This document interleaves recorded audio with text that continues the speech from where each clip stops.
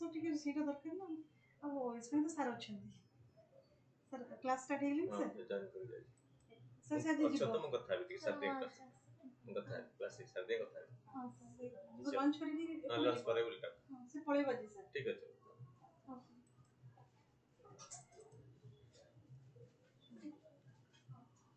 so the good morning so welcome to the class the first topic that we take about the quality control order for fibers. India is a major importer of fibers, although India is a major producer of fibers.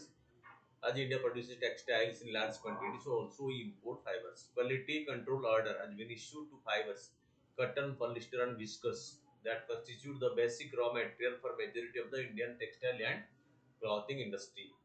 While the standard are available earlier too, these are now revised and made mandatory for a few and yet to be finalized for others.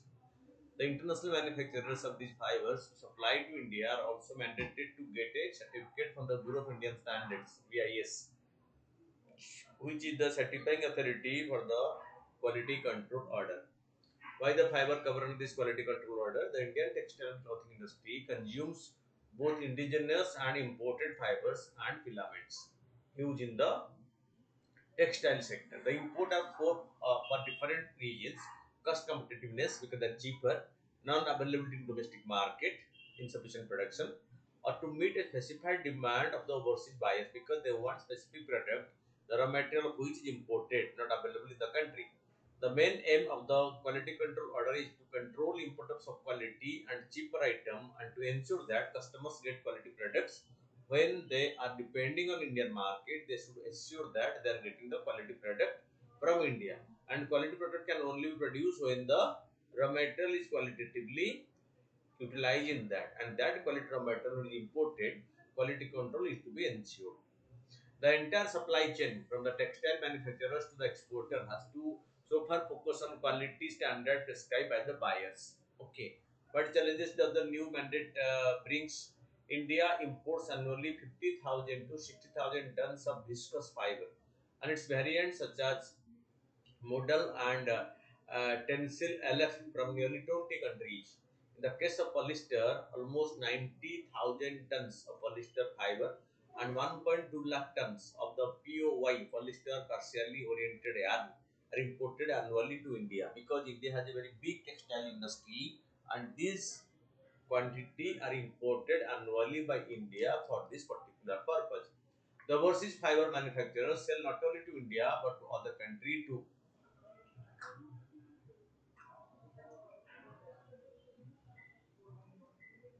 The supply of some fiber to India is in small quantities. Getting the certificate from the BIS involves a cost and hence not all are interested in getting the certificate. The Indian textile manufacturers who are dependent on these supplies for the raw material will have to either look at other suppliers or lose orders. For instance, a bedline export in Tirupur district imports polyester filament with functional properties from Turkey based on the demand of the European buyers because European customers demand this particular raw material used in the product which are only available in Turkey. So the Indian manufacturers import the yarn from Turkey and use it and make the item and export it to the European buyers. Fine, that is why we depend upon import of the yarns. Though the imported filament constitutes just 6% of the product, the buyer are specified and source for the filament. Since the Turkey company is not interested in getting the BIS certificate, the exporter in the Tirupur has lost the order to Pakistan. Because so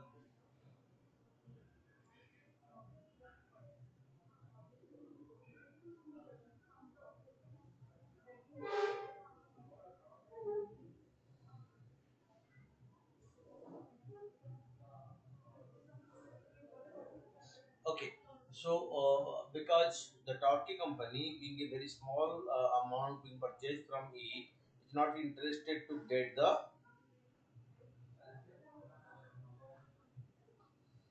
uh, that certificate from India. That is why so this was not accepted by the European importer, and that resulted in the order being cancelled and this order going to Pakistan, because Pakistan imported that from the Turkey and make it and exported it to the European market. That is why, okay. So this is the issue where so the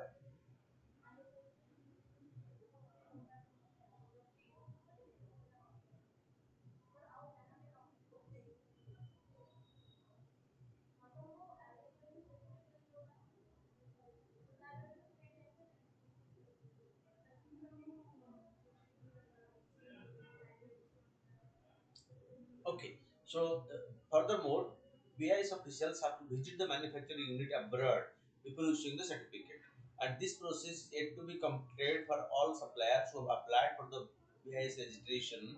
There is no clarity on the fiber that were shipped before the certification and which will reach India in the coming days. Because before giving the certification, the authority from India has to visit that particular manufacturing base in a foreign country, and okay, so they have not yet completed the process. Okay, that is why. So for many of these products, okay, so to be imported, the certificate has not yet been issued. Okay,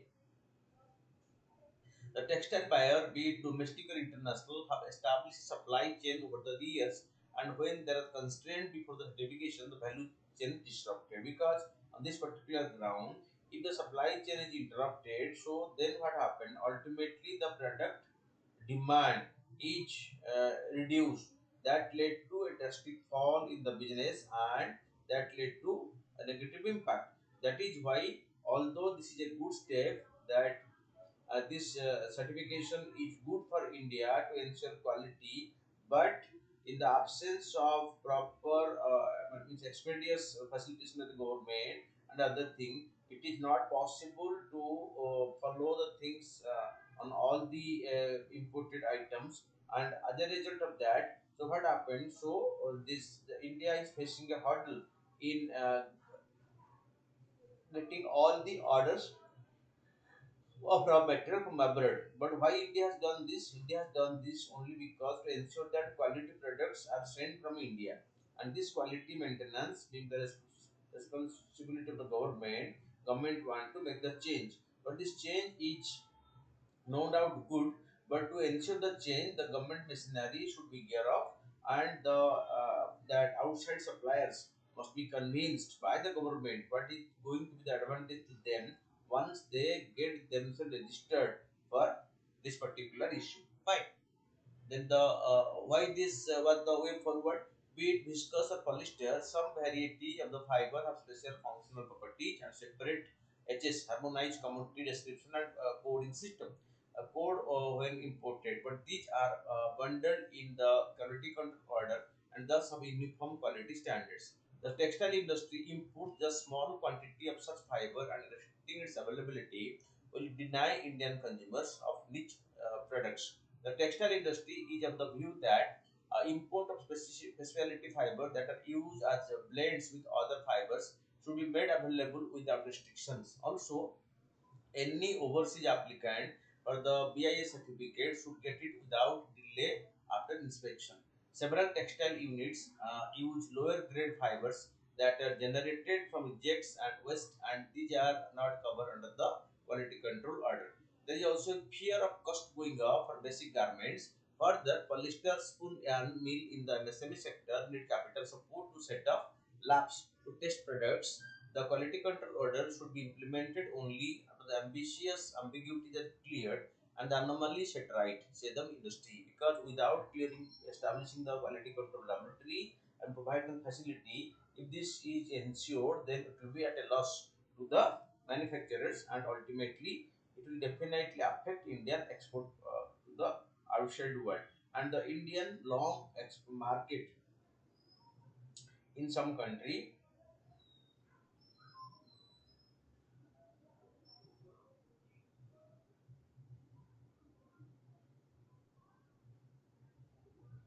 Okay, so that is why. So these base standards are mandatory for viscose staple fiber from March 29, and for 5 polyester products including polyester staple fibers and polyester spoon yarn from April 3rd. Okay, so that is why these textile units are low grade fibers that are generated from rejection waste, and these are not covered under the quality control order. There is also fear of cost going up for basic garments. Further, polyester spoon yarn mill in the MSME sector need capital import to set up labs to test products. The quality control order should be implemented only after the ambiguities are cleared and the anomaly set right. So the sector is not affected by this. Okay. Then the next topic is on the Indian-Korean War. In its G20 year, India has declared it will represent the voice of the global South for peace. Prime Minister Narendra Modi messaged to Russian President Vladimir Putin that this is not the era of war, has won him plaudits from the Ocean Alliance that is backing Ukraine.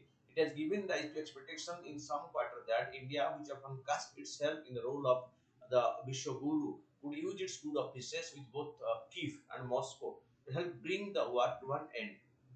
Okay, because we have good relationship both with this Russia and Ukraine. So in this way, so and India's present dominating role or influential role in the global politics may facilitate Indian leaders to convince both the aggressors, so both Russia and Ukraine, the both the sides to end the war and return to peace, which is in the largest interest of humanity. Fine. Outbreak of the Korean War. Okay. Okay. Then one thing, it has also rekindled interest in only other diplomatic intervention by India in a distant war 7 decades ago, on that revealed both its international heft as well as exposed its limitations. At the out of the Korean War, as of 1950, Korea was pitted the Cold War opponents against each other. Prime Minister Jawaharlal Nehru made a huge diplomatic push to prevent an escalation into another world war and for the parties to arrive at a quick ceasefire. The efforts were only partially successful. Even so, India is counted among the countries that contributed to bringing the war to a close. India also discharged an important role in the months after the truce as chair of the committee to repatriate prisoners of war from in the Korean War. Okay, the Japan and Korea War. Fine.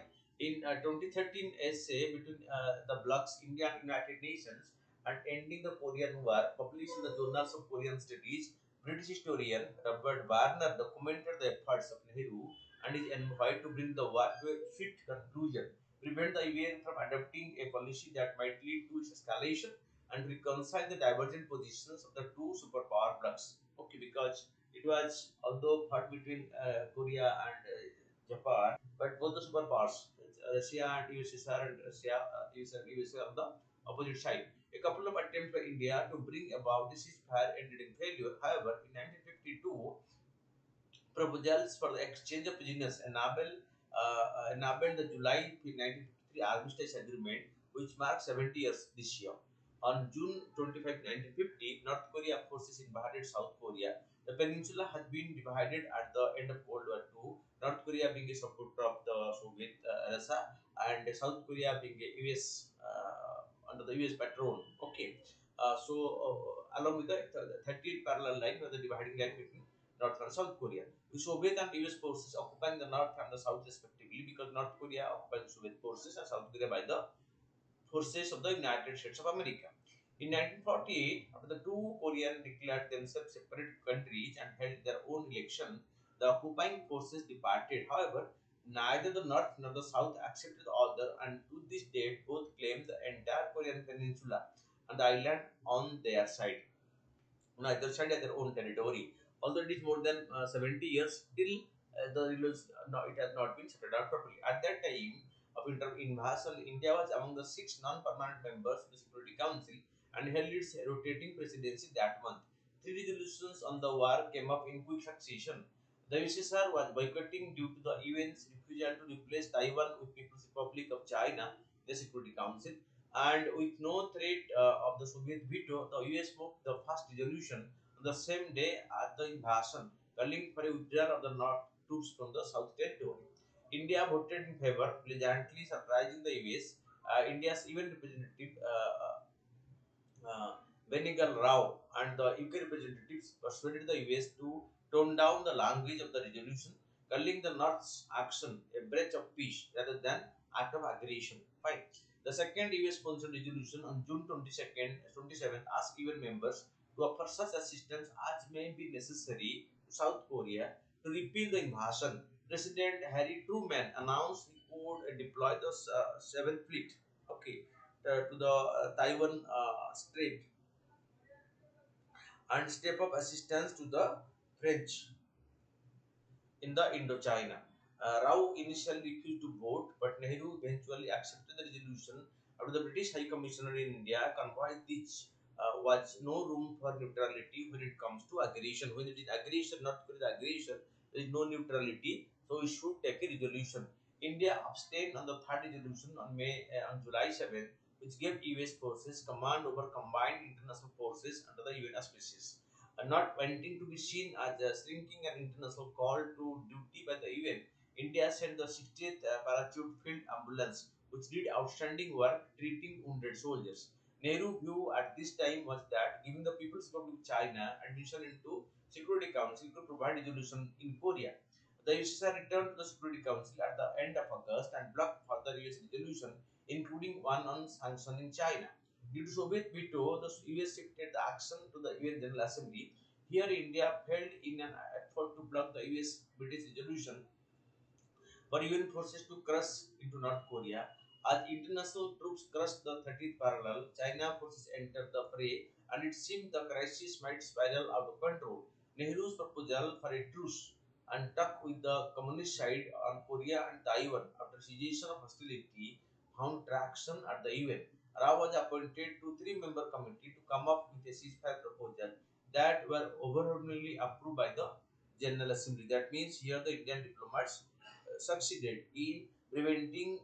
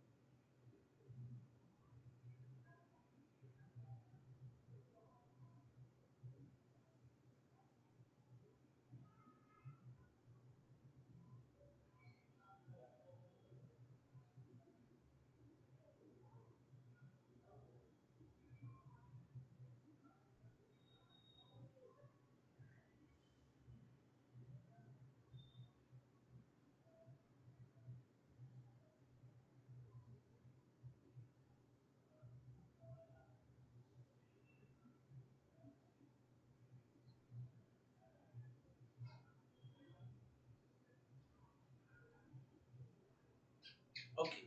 So, Nehru's proposal for a truce and talk with the communist side on Korea and Taiwan after cessation of hostility found traction at the UN.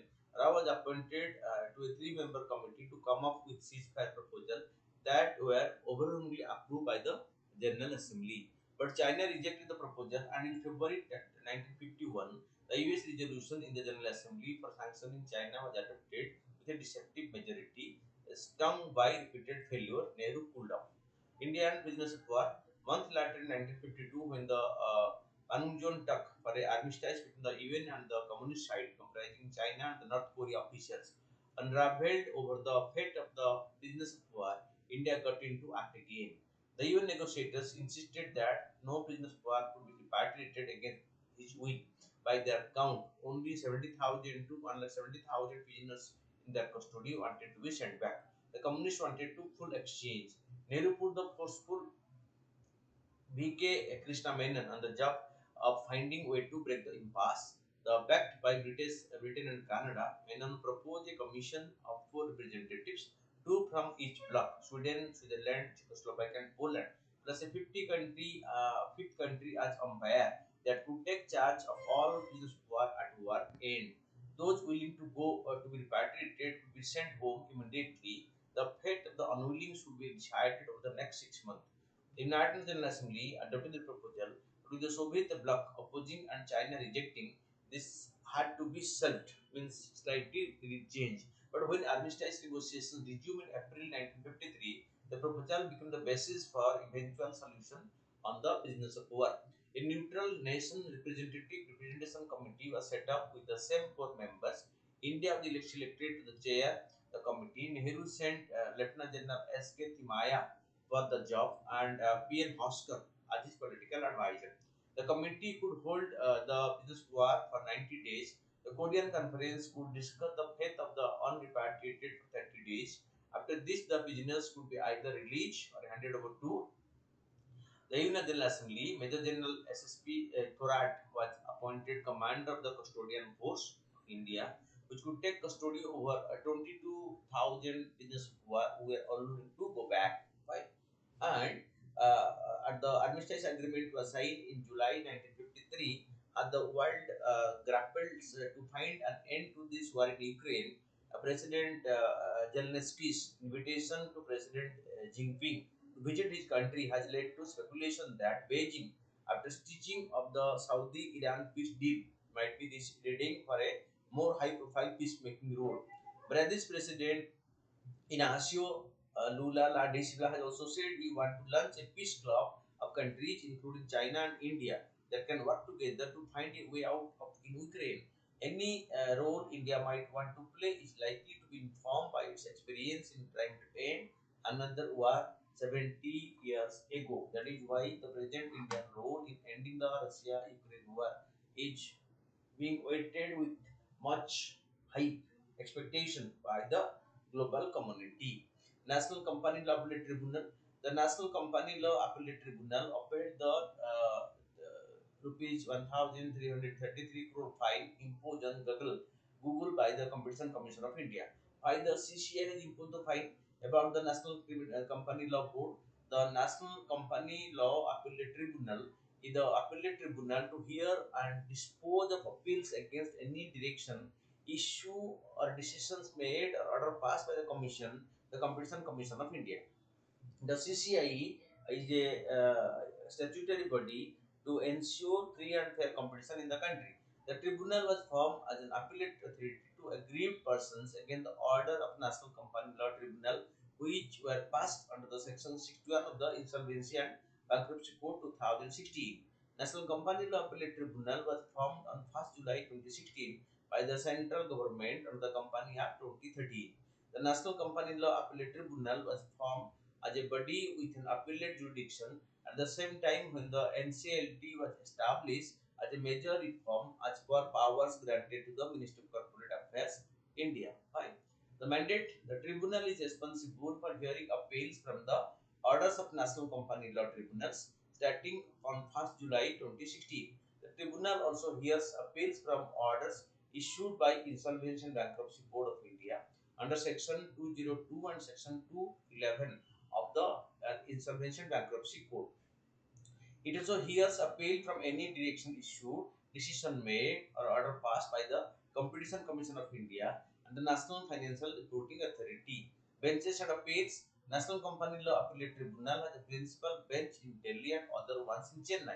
The decisions of National Company Law Appellate Tribunal are appealable in the Supreme Court of India. Okay, so this is the body which has been created as a tribunal or a judicial wing to appeal before against the judgment of the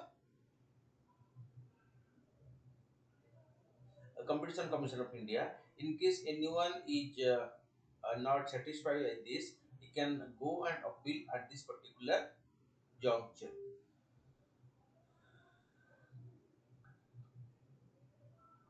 Okay.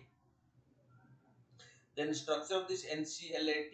The NCLAT includes a chairperson, 3 judicial members and 2 technical members. It consists of a total not more than 11 members. Qualification for judicial members and technical member should be of 50 years old and served at least 5 years as district judge, high court judge, or has a minimum 10 years experience serving in any judicial authority. The technical one should be of 50 years old. Any person practicing as a chartered accountant, cost accountant, or company secretary for a period of 15 years. Any person holding the rank of secretary or additional secretary to the central government and is a member of the Indian Corporate Law Service of Indian Legal Service for more than 15 years. Powers and functions. Here appeals against orders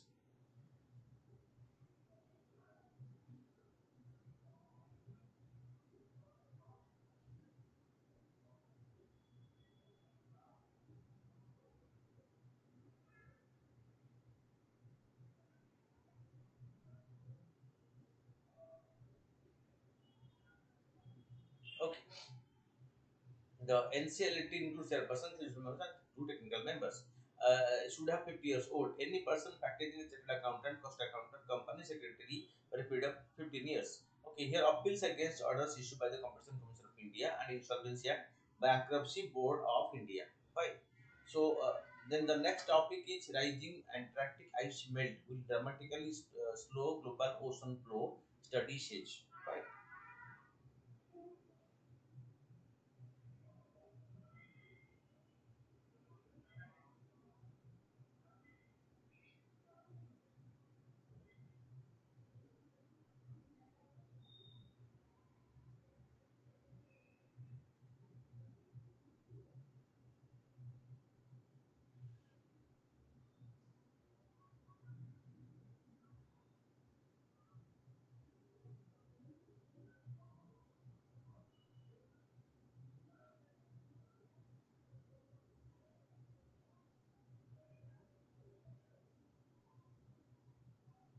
Okay.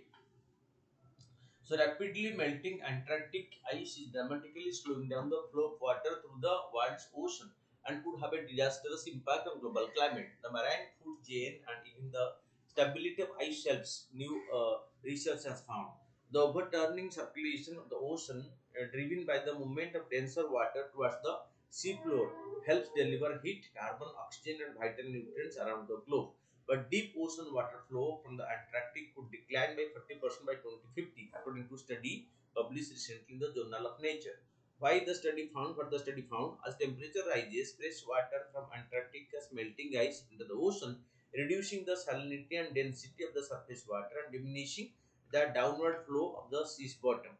While past research have looked at what could happen to similar overturning circulation in the North Atlantic, the mechanism behind the doomsday scenario that could see Europe suffer from the Arctic blast as heat transport flatters. Less has been done on Antarctic bottom water circulation. Scientists relied on around 35 million computing hours over 2 years to crack through a variety of models and simulations up to the middle of this century. Finding deep water circulation in Antarctic could weaken at twice the rate of decline in the North Atlantic, disrupting the base of the food chain. The effect of melting water on global ocean circulation has not yet been included in the complex models used by the IPCC to describe future climate change scenario, but it is going to be considerable.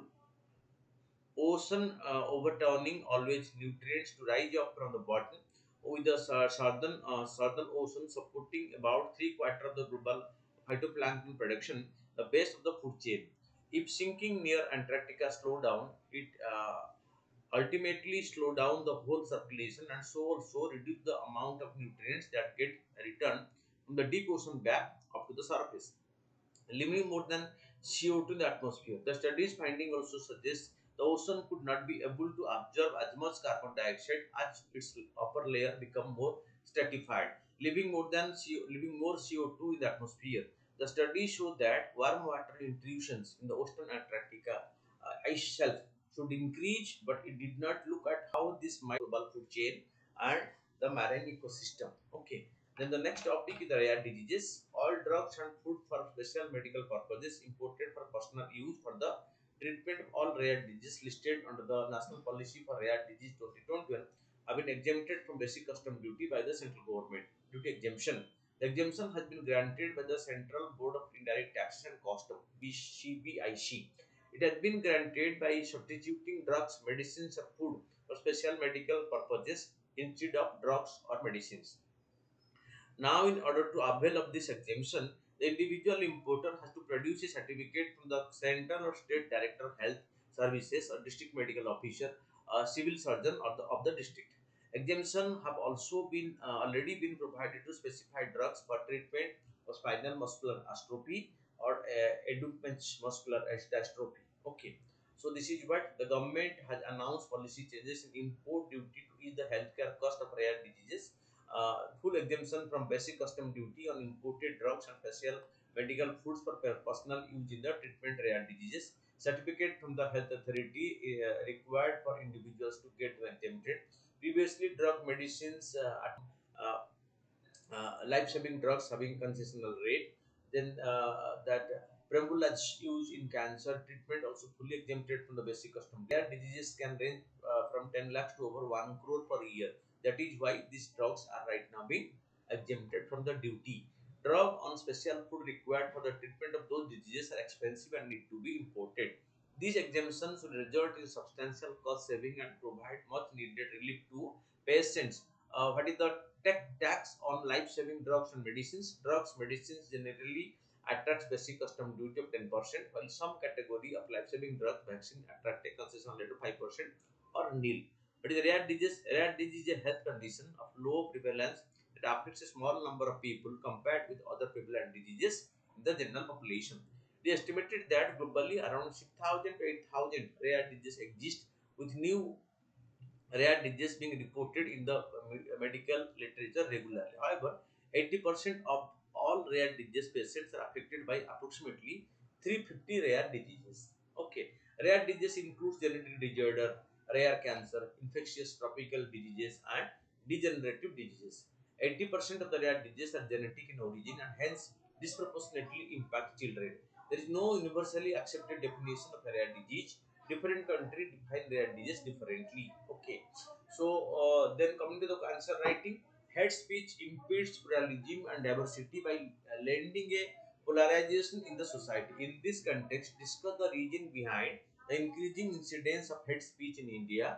Also suggest certain measures for dealing with hate speeches. Hate speech refer to offensive discourse targeting a group or an individual based on inherent characteristics such as race, religion, or gender that may threaten social.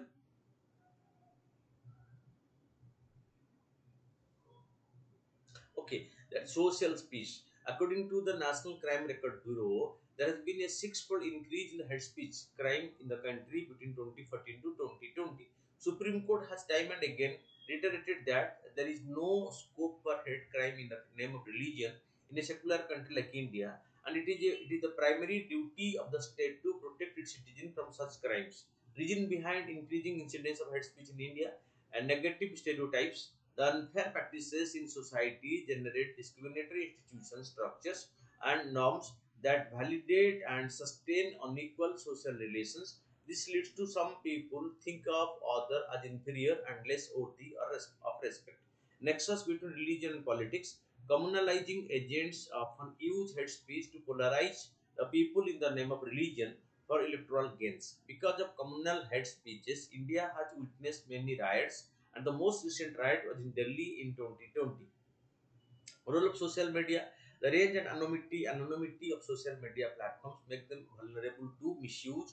Fake narratives on the online platform lead to rumors, mongering, and increasing incidents of hate speech. Lack of action by authority on the ground. Victims rarely report incident to the authority for fear of retaliation or of not being taken seriously. Even when cases are reported, action by the authority defeat the purpose. Lack of exclusive law for hate speech. In India, Section 153A and 505 of the Indian Penal Code (IPC) are the main provisions that deal with inflammatory speeches and expressions which seek to publish hate speech. Okay, punish hate speech. The absence of a separate law to deal with hate speech has led to the misuse of existing loopholes. Measures to deal with the problem of hate speech: implementing T.K. Viswanathan Committee recommendations. In 2017, the committee submitted a report recommending stricter law to curb online hate speech. Fine, because right in the social media, online platforms are more used for promoting this hate speech concept, which is quite easy, and this became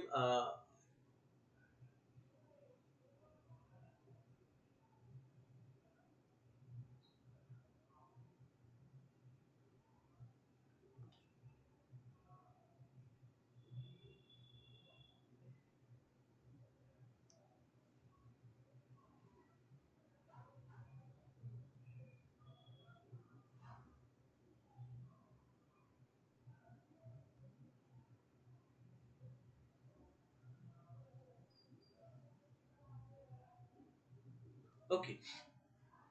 Each state should have a state cyber crime coordinator who should be an officer not below the rank of Inspector General of Police, who will look into the social media platform being used to promote hate speech. Each district should have a district cybercrime cell. It proposed a punishment of up to 2 years along with 55,000 fine. Implementing Law Commission recommendation.